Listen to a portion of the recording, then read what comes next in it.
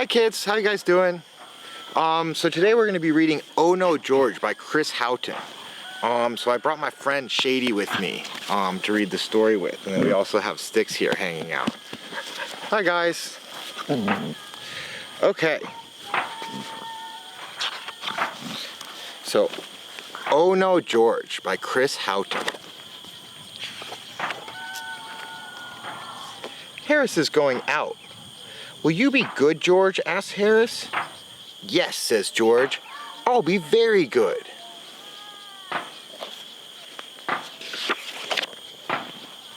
I hope I'll be good, George thinks. Oh geez, I wonder why he has to hope he's gonna be good. That's not a good sign. George sees something interesting in the kitchen. It's cake. I said I'd be good, George thinks, but I love cake. What will George do? And check it out, that's a nice looking piece of cake. Oh no, George! Oh man, look, he ate the cake.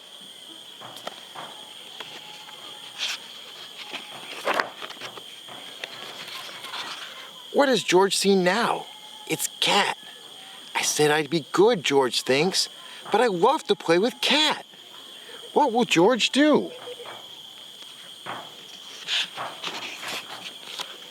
Oh no, George! Oh look, he knocked the whole place over. What does George see now? Some lovely soil. I said I'd be good, George thinks, but I love to dig in soil. What will George do? Oh no, George! Look, he dug the whole place up.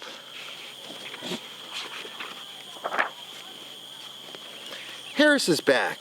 Hello, Harris. Great to see you. George, what have you done? You've ruined the place. And how on earth did you eat a whole cake? You guys check that? There's like no cake left, just a big empty plate. No cake for George, or no cake for Harris. I said I'd be good, George thinks. I hoped I'd be good, but I wasn't. What will George do? Oh, and look, George is crying. Shame. I'm sorry, George says. I want to give you my favorite toy. Thank you, George, says Harris. Why don't we go out for a nice walk? Great! George loves to go out. There are so many things to see and do. Uh-oh, George has seen a cake. Will he eat it? No! George goes straight past. Well done, George! George sees some lovely soil. Will he have a little dig? No! Well done, George! George doesn't even try to chase Cat. Even Cat is a bit surprised.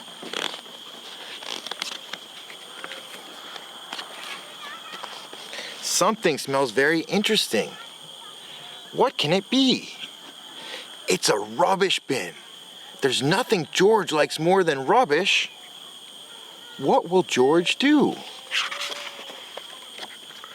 George? That's the end. Oh, and look, the book ends with Harris and Cat giving George a big hug. I wonder why they hug him even though he makes mistakes. Interesting. So what do you guys think happened in the end?